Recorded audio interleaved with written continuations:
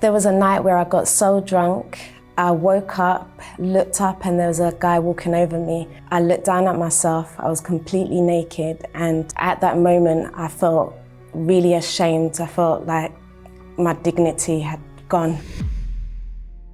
When I was young, I had a childhood where my parents weren't always getting on. I witnessed arguments between my parents, and even though they tried their best, it left an impact on me because I didn't really have a reference to what true love was. Because I was abused at such a young age, I grew up thinking that I was really ugly, and the thoughts in my head were, why me? And it started to affect me as I got older because I never trusted guys. Later on in life, I realized that I did want to be loved and I wanted to be able to give that love. I started looking in the wrong places, ended up in some volatile relationships, getting pregnant at a very young age. By the time I was 25, I had 3 children.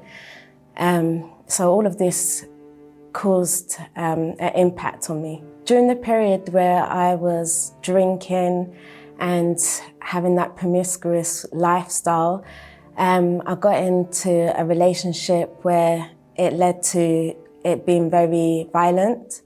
And there had been a situation where I was 5 months pregnant and he beat me and he was stamping on my head. I was on the floor, and in that moment, I just knew that I needed to get out that situation. Because I never experienced that love that I was seeking for, I wanted to get that love from my children and to be able to give it to them also. But it didn't happen like that. I turned to drink. I was very heavily dependent on alcohol. Even at the time, I didn't believe that I was that parent that was dependent on alcohol, but I would drink after putting them to bed. Because I had such bad eyes to men and my relationships weren't working out, I ended up meeting men online, invite them to my house, and then I would drink and we would sleep together.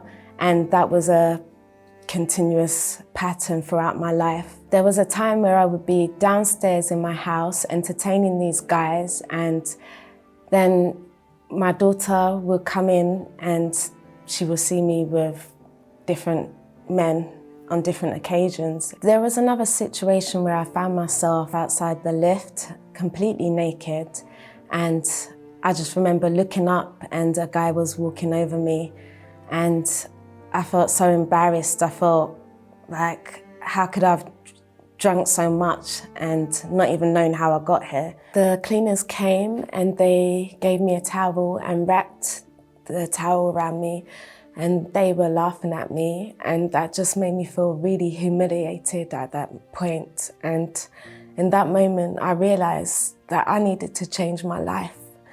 And I remember the invitation that one of my sisters had given me to come to the Universal Church, and soon after I accepted and I came. When I arrived in the Universal Church, I wasn't expecting for everyone to be so friendly, welcoming. Even after the service, an assistant, she just hugged my children. I thought everyone was going to be looking down at me. I decided to keep going to the services because I realized that in the past, nothing worked. And so I gave my all. I kept on coming to the services, listening to the messages, and started reading the Bible for myself. And one day I remember seeing a testimony of someone that had experienced abuse just like myself. And in that moment, I just broke down and I started crying because I was thinking, how is it possible that she overcame and I'm still here feeling this pain? I was 36 and still in pain and having that void inside of me. After listening to the testimony, I realized that I wanted to have what she had inside of her, which was the Holy Spirit. And I realized that in order to seek the Holy Spirit, I had to let go of the past. I had to forgive. There was a campaign that came up and I decided to give my all to make a covenant with God. Told him that I needed him, like I was nothing without him. I wanted that void to be filled until the moment that he came upon me. And that moment, it was like he was saying, you have me. After receiving the Holy Spirit, I had that assurance, I had peace, I had hope as well. In the past, I didn't have that hope. In the past, when problems came, challenges came, I ran to alcohol. Now, problems might come, challenges might come, but I run to God, I run to the altar, and he gives me that hope, and I know everything will be just fine. Today, I'm able to be an example to my children, to give them advice.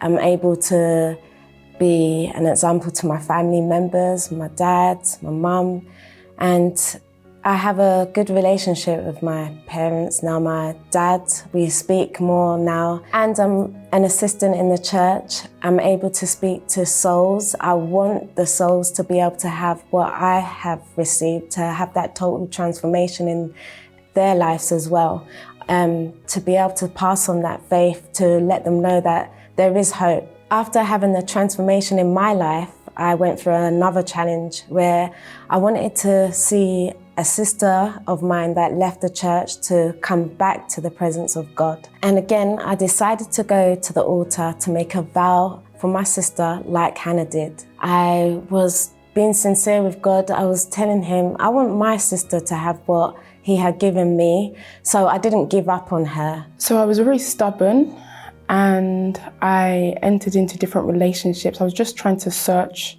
for something, a feeling. I was very empty inside. I had a void, but I always had my sister that was always supporting me, encouraging me to come back to church.